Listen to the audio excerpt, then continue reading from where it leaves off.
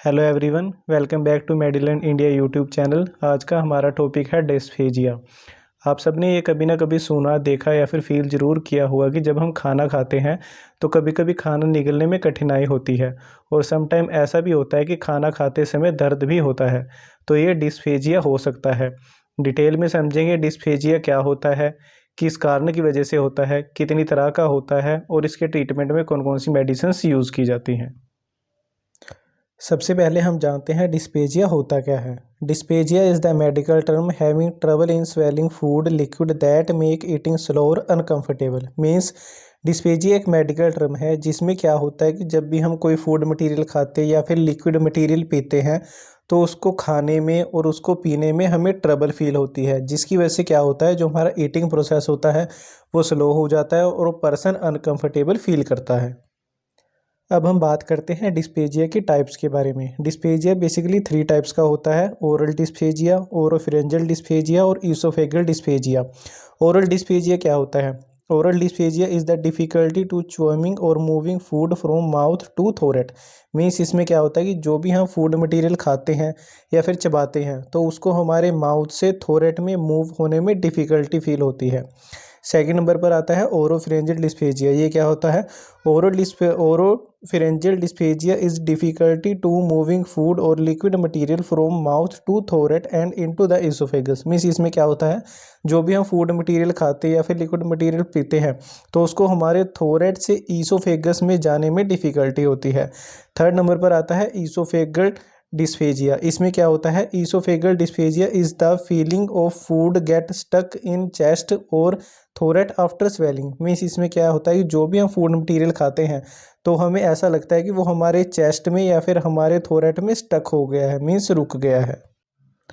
अब हम बात करेंगे डिस्पेजिया की कोज के बारे में। मीन्स डिस्पेजिया किन किन कारणों की वजह से हो सकता है। डिस्पेजिया बेसिकली 3 कारणों की वजह से हो सकता है। फर्स्ट नंबर पर आता है फेरेंजाइटिस, सेकंड नंबर पर आता है टॉन्सिलाइटिस, थर्ड नंबर पर आता है इसोफेगल नर्विंग। फेरेंजाइटिस क्या होता है? Pharyngitis is the inflammation of pharynx usually caused by virus or bacteria that result in pain or difficulty in swallowing। Means इसमें क्या होता है, जो हमारे फेरेंक्स होते हैं उसमें इन्फ्लामेशन हो जाती है। ये किसकी वजह से हो सकता है? ये बैक्टीरिया या फिर वायरस दोनों की वजह से हो सकता है। इसमें क्या होता है कि जो पर्सन होता है उसको पेन होता है और कुछ भी खाने पीने में या फिर उसको स्वेल करने में उसको डिफ़िकल्टी होती है। सेकंड नंबर पर आता है टॉन्सिलाइटिस। ये क्या होता है? Tonsillitis is the inflammation of the tonsil usually caused by virus और bacteria. Tonsillitis symptom include a severe sore throat, painful swelling, fever और स्वेलन टॉन्सिल्स। मीन्स इसमें क्या होता है, जो हमारे टॉन्सिल्स होते हैं उनमें इन्फ्लामेशन हो जाती है। ये किसकी वजह से हो सकता है? ये भी वायरस और बैक्टीरिया की वजह से हो सकता है। अगर किसी पर्सन को टॉन्सिलाइटिस है तो उसको क्या क्या होगा? उसको थोरेट में पेन हो सकता है, कुछ भी खाने पीने में उसको डिफ़िकल्टीज हो सकती है, फीवर हो सकता है या फिर जो टॉन्सिल्स होते हैं उनमें स्वेलिंग हो सकती है। थर्ड नंबर पर आता है ईसोफेगल नर्विंग। ये क्या होता है? Oesophageal narrowing means that the tube connecting throat to stomach become abnormally tight और नैरोड। इसमें क्या होता है कि जो हमारी ट्यूब होती है जो हमारे थोरेट को स्टमक से कनेक्ट करती है वो एबनॉर्मली टाइट हो जाती है या फिर नैरो हो जाती है। अब हम बात करेंगे डिस्पेजिया के ट्रीटमेंट में कौन कौन सी मेडिसिन्स दी जाती हैं। फर्स्ट नंबर पर आपको पेशेंट को प्रेफर करने हैं गार्गल्स। आप नॉर्मल गार्गल्स भी प्रेफर कर सकते हो और बीटाडीन गार्गल्स भी प्रेफर कर सकते हो। गार्गल्स करने से बेसिकली होता क्या है? फर्स्ट नंबर पे मैं बात करूँ, gargles with warm water primarily strength the throat muscle and help to reduce that discomfort and swelling difficulty. Means gargle करने से क्या होता है कि जो हमारे थोरेट की मसल्स होती हैं वो स्ट्रेंथ होती हैं, मतलब कि मजबूत होती हैं, जिसकी वजह से क्या होता है कि जो हमें डिस्कम्फर्ट और स्वेलिंग डिफ़िकल्टीज हो रही हैं वो रिड्यूस हो जाती हैं। कैसे यूज़ करना होता है? Mix half table spoon of salt in 250 ml of warm water. Means हमें 250 ml वार्म वाटर लेना है और उसमें हाफ चम्मच हमें सॉल्ट का मिक्स करना है और उसके बाद गार्गल्स करने हैं। अगर मैं बीटाडीन गार्गल्स की प्रेफर करूं तो Betadine gargles it is an antiseptic primarily used to treat mouth infection and throat infection such as sore throat, tonsillitis और फेरेंजाइटिस। मीन्स बीटाडीन गार्गल्स क्या होते हैं? ये एक तरह से एंटीसेप्टिक सॉल्यूशंस होते हैं। ये मेनली यूज़ की जाती हैं जो थोरेट के इन्फेक्शन होता है या फिर माउथ इन्फेक्शन होता है उसको ट्रीट करने के लिए, सच as throat sore throat, tonsillitis, pharyngitis, इनको ट्रीट करने के लिए बिटेन गार्गल्स यूज़ किए जाते हैं। कैसे यूज़ करने होते हैं? It should generally be diluted with equal amount of warm water, means आपको सेम अमाउंट में वार्म वाटर लेना होता है और सेम अमाउंट में बेटाडीन गार्गल्स लेने होते हैं। फॉर एग्जांपल, अगर आप 10 ml गार्गल्स ले रहे हो तो 10 ml ही आपको वाटर लेना होता है गार्गल्स करने के लिए। सेकंड नंबर पर आपको पेशेंट को प्रेफर करने होते हैं पेन किलर्स, जिन्हें हम एंटी इन्फ्लेमेटरी मेडिसिन भी बोलते हैं। आप इन दोनों मेडिसिन में से कोई भी एक मेडिसिन प्रेफर कर सकते हो, टैबलेट कोमिफ्लैम और टैबलेट डिक्लोसेट। अगर मैं टैबलेट कोमिफ्लैम की बात करूँ तो ये क्या करती है? It can help to reduce swelling and pain partly caused by act of swelling, means ये क्या करती है, जो डिस्फेजिया में हमें स्वेलिंग या फिर पेन हो रहा है उसको रिड्यूस करने में हेल्प करती है। इसको लेना कैसे होता है?